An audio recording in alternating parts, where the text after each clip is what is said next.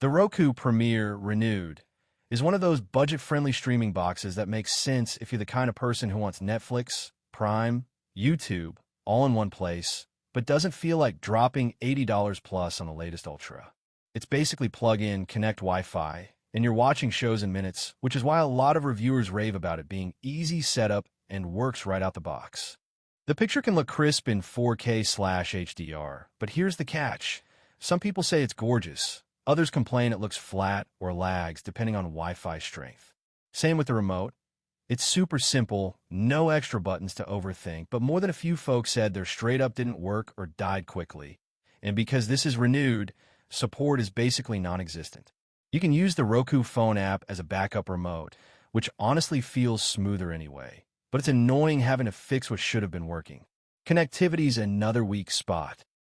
Users mention the device sometimes drops Wi-Fi or stutters on live channels, which kills the vibe if you're trying to cut cable and want reliability.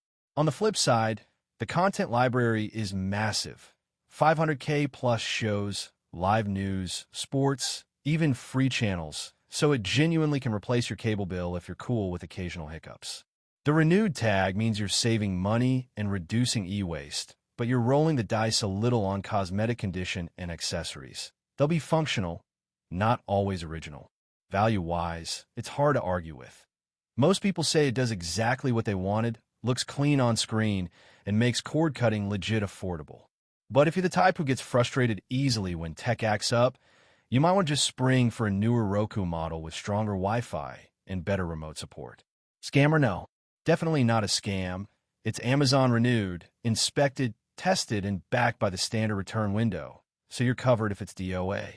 Worth it? Yeah, if you're budget-minded and chill with minor quirks. If you need flawless 4K with zero dropouts, maybe skip.